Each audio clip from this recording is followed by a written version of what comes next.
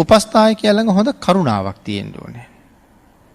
රෝගියාට හරියට කරදර කරනවා නම්, එහාට මෙහාට අදිනවා නම්, එයාගේ වේදනාව තියෙන ස්ථාන ගැන හිතන්නේ නැහැ. තමන්ගේ පහසුවට තමන් කටයුතු කරනවා, රෝගියා හරියට අපහසුතාවයටපත් වෙනවා. සමහර කෙනෙක් තුවාලයක් තියෙනවා කියලා කියහම තුවාලෙටම ඇඟිල්ල තියලා අහනවා මෙතනද රිදෙන්නේ කියලා. එතකොට අරයට ඊට වඩා ලොකු වේදනාවක් දැනෙනවා. ආන් ඒ ආදි වශයෙන් අනිත් පුද්ගලයාගේ වේදනාව ගැන හිතන්නේ නැහැ.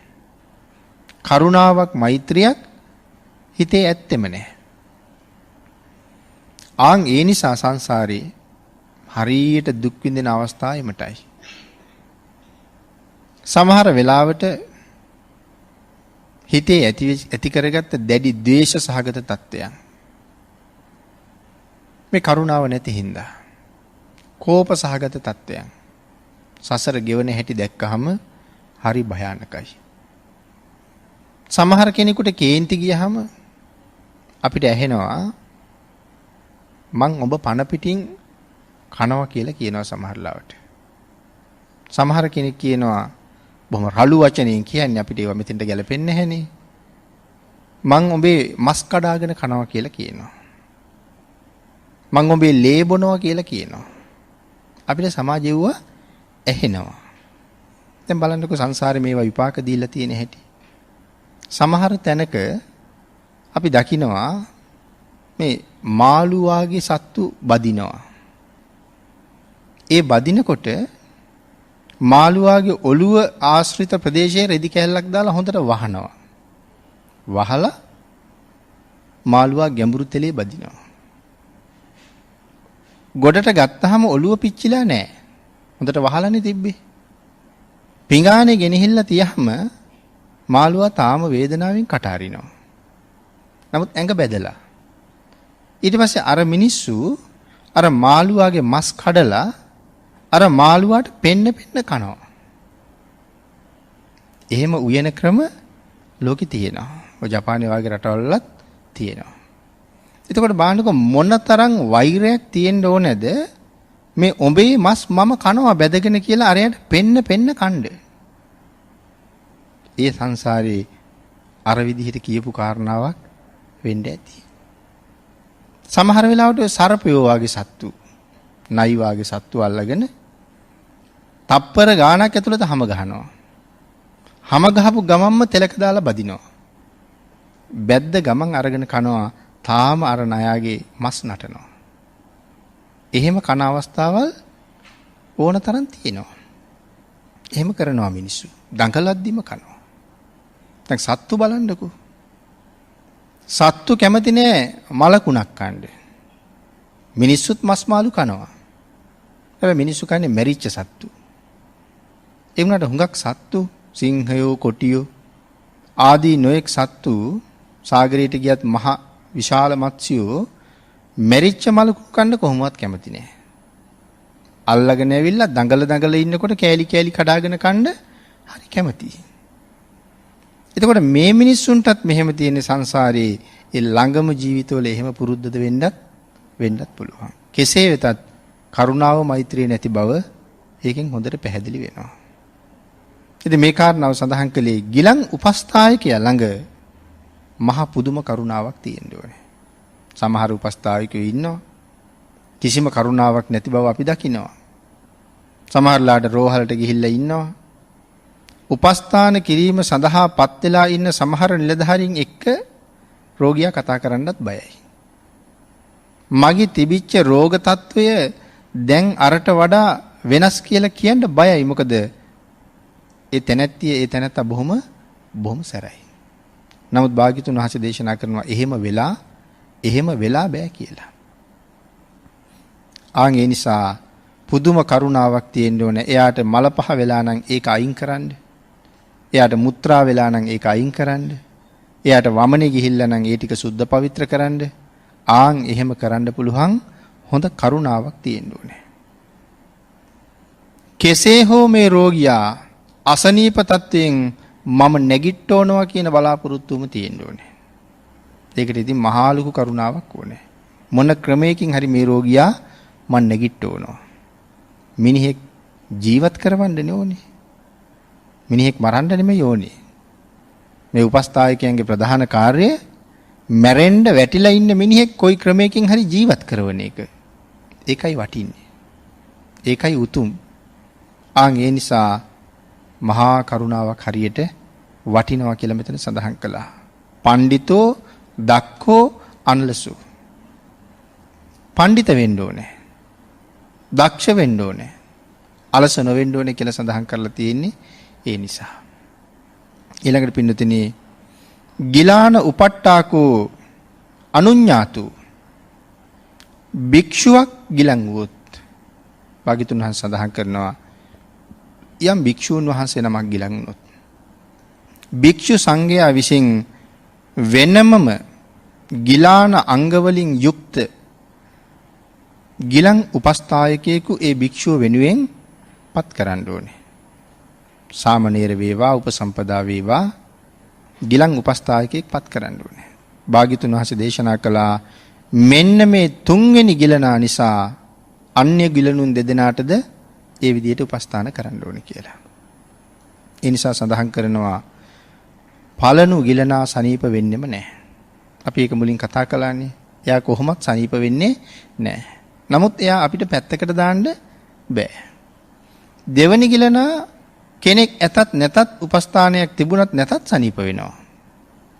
හැබැයි ඉතින් ඔබ කොහොමත් සනීප වෙනා කෙනානේ කියලා අපිට පැත්තකට කරන්නත් බෑ. එයාට හොඳට බෙහෙත් කෙරුවොත් එයා ඉක්මනට සනීප වෙනවා. නැතත් සනීප වෙනවා. හොඳ බෙහෙත් ලැබෙනවා නම් හොඳ කෑම ලැබෙනවා නම් එයා අරට වඩා කලින්ම සුවපත් වෙනවා. තුන්වෙනි එක්කෙනාට කොහොමත් උපස්ථාන කරන්න ඕනේ. එතකොට පළවෙනි භික්ෂූන් වහන්සේ කොහොමත් සනීප වෙන්නේ නැහැ කියලා පළවෙනි ගිලන අපි අත්හැරලා දැම්මොත් එයාගේ හිතේ ද්වේෂසිතක් ඇති වෙනවා. ඇයි මට කවුරුවත් නැහැ. කවුරුවත් මාව බලාගන්නේ නැහැ. කවුරුවත් මට උපස්ථාන කරන්නේ නැහැ. කවුරුවත් ළඟට ඇවිල්ලා ඇයි කියලා මගෙන් අහන්නේ නැහැ. කවුරුවත් මගේ දුක සැප විමසන්නේ නැහැ. එහෙම කියලා හිතලා ද්වේෂයක් උපදව ගන්නවා.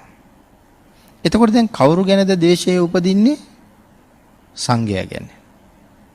සාමාන්‍ය කෙනෙක් ගැනත් නෙමෙයි සංඝයා ගැන ද්වේෂයක් උපදිනවා.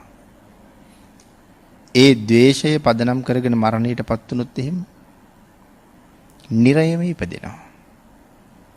මේ නිසා නේද භාග්‍යතුන් වහන්සේ මෛත්‍රියක් දිනු කරන්න කිව්වේ. යම් පුද්ගලයෙක් ද්වේෂ සහගත සිතින් මරණයටපත් වුනොත් ඒක හරි අවාසනාවන්ත තත්ත්වයක්.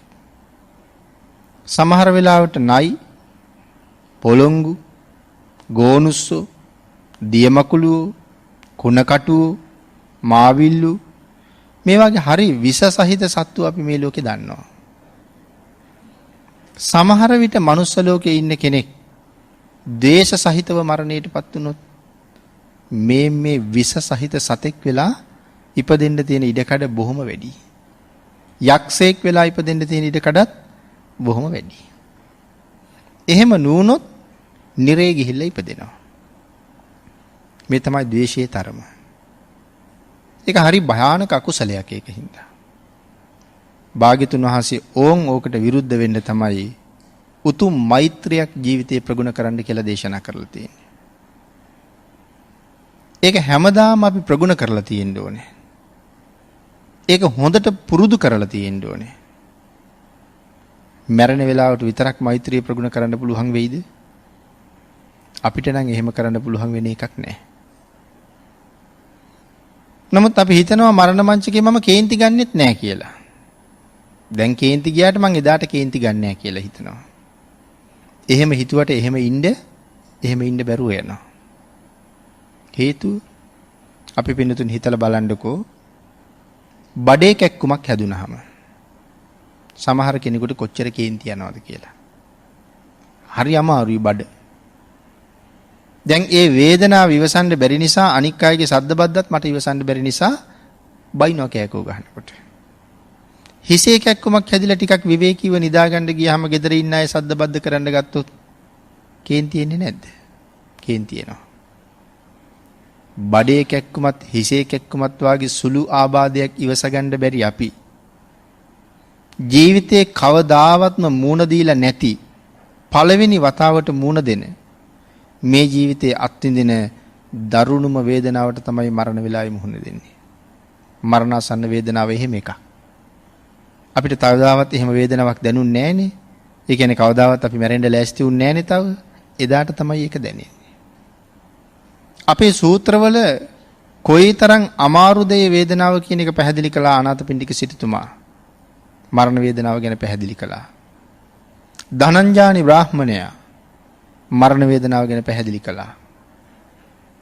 සඳහන් කරනවා අනාථපිණ්ඩික සිටුතුමා සරියුත් මහරහතන් වහන්සේ අහපුවාම දැන් කොහොමද සිටුතුමනි? ස්වාමීනි බොහොම දක්ෂ මස් කපන පුද්ගලෙක් මගේ කුස ඇතුළට බැහැලා ඊටා තියුණු පිහියක් අරගෙන ලූණු ගෙඩියක් ලියනවා වගේ ඇතුළතින් මාව කපනවා වගේ දැනෙනවා කියලා. බොහොම ශක්තිමත් මිනිහෙක් කුළු ගෙඩියක් අරගෙන ඇවිල්ලා මගේ ඉස්මුදුනට පහර දෙනවා වගේ වේදනාවක් මට දැනෙනවා කියලා. ශක්තිමත් මිනිස්සු පිරිසක් කඹයක් ගෙනල්ලා මගේ ඔළුව දෙපැත්තට හිර කරනවා වගේ මට තේරෙනවා. මේ වාගේ වේදනාවල් ගැන සඳහන් කළා. එතකොට රහතන් වහන්සේ දැනගන්නවා මේ මරණ වේදනාවයි කියලා. දැන් ওই වේදනාව තව කාටවත් දැනුන්නේ නැහැ. දැන් හිතන්නකො බඩේ අමාරුව හිසේ කැක්කුම ඉවස ගන්න බැරි අපිට මේ වේදනාව ඉවසන්න පුළුවන් වෙයිද කියලා. අද නම් සමහර කෙනෙකුට හිතෙනවා 10ක් 15ක් ආවත් මම ගහනවා කියලා. ඒ වුණාට මතක තියාගන්න ඕනේ එදාට 10කට ගහන්න තියා වතුර කෝප්පිය අරන් කටේ තියාගන්නවත් බෑ කියලා. ඒ තරමටම අපි අසරණ වෙනවා. අපි කරගත්ත අකුසල් අපි පිටිපස්සෙන් ඇවිල්ලා අපිට වටේට ගහන්න පටන් ගන්නවා. ඒ ජීවිතේ කුසල කර්මයක් නැහැ. හිත එක්තෙන් කරගන්න බෑ. මෛත්‍රිය වඩලා තියෙන පුජ්‍යලයා හරි දක්ෂයි තමන්ගේ කායික ආබාධ ටික අයින් කරගන්න. ඒකට මේ මෛත්‍රිය තියෙන්නේ. ඉස්සරලම මෛත්‍රිය කරන්නේ කාටද? තමන්ට. ඒක තමයි භාග්‍යතුන් වහන්සේගේ දේශනාව. දැන් අපි නම් ඊටාම කෙටි කාලයකින් සියලුම සත්වයන්ට මෛත්‍රී කරනවා. මම නිදුක් වෙම්වා නිරෝගී වෙම්වා සුවපත් වෙම්වා කිය ඉඳලා තව මොහොතක් යනකොට සියලු සත්වයෝම නිදුක් වෙම්වා නිරෝගී වෙම්වා කියලා අපි මෛත්‍රී කරනවා. මා මෙන්ම මගේ පුතා, මගේ දුව, මගේ ස්වාමියා, මගේ තාත්තා සුවපත් වේවා කියලා අපි මෛත්‍රී කරනවා. ඒ කියන්නේ මා මෙන්ම ඒගොල්ලොත් සුවපත් වෙන්න කියලා. එතකොට දැන් ඒ මිනිසයා බුද්ධිය පාවිච්චි කරලා කල්පනා කරලා බැලුවොත් මා මෙන්ම මගේ දරුවත් සුවපත් වේවා කියලා කියනකොට දැන් මංගාව තියෙන සුවය මොකද්ද? දියවැඩියාවක් තියෙනවා. හෘදයාබාධිකුත් තියෙනවා. රුධිර නාලාව හිර වෙන්න තවත් රෝගෙකුත් තියෙනවා. තවත් වෙනත් රෝග ගොඩකුත් මගේ තියෙනවා. බකු ගඩුවෙත් ලෙඩක් තියෙනවා. අක්මාව ඉදිමෙන ලෙඩකුත් තියෙනවා. දැන් මම මහ ලෙඩ ගොඩක්. එහෙම ලෙඩ ගොඩක් වෙලා ඉඳගෙන මම කියනවා මම මෙන්ම මගේ දරුවා සුවපත් වෙන්න කියලා. ඒක අහගෙන ඉඳලා පස්සේ කෙනෙක් ඇහුවොත් දැන් ඔබට තියෙන සුවය මොකද්ද කියලා කිසිම සුවයක් මට නැහැ. ආන් ඒකයි භාග්‍යතුන් වහන්සේ ඉස්සරලම තමන්ට මෛත්‍රී කරන්න කිව්වේ. එහෙම මෛත්‍රී කරලා තමන්ගේ ශරීරයේ තියෙන සියලු ආබාධ ටික අයින් කරන්න කිව්වා. ඔය මෛත්‍රී භාවනාව මහා පුදුම ඖෂධයක්. හැබැයි ඉතින් අද අපි ඒ වගේම ප්‍රයෝජන ගන්නෙ නෑ. සුළු පිරිසයි ප්‍රයෝජන ගන්න. සඳහන් කරනවා ඇඟේ තියෙන පිළිකාවක් ඇඟෙන් ගලවලා අයින් කරන එක, ඇඟෙන් අයින් කරගන්න එක මෛත්‍රී භාවනාවේ ප්‍රාථමික මට්ටමක් කියලා. වැඩිලා දියුණු වෙච්ච මට්ටමක් නෙමෙයි, ඊටාම ප්‍රාථමික මට්ටමින් කරගන්න පුළුවන් දෙයක්. එහෙම කරගත්ත අය මට හම්බ වෙලා තියෙනවා. ඒ තරම් බොහොම උසස්.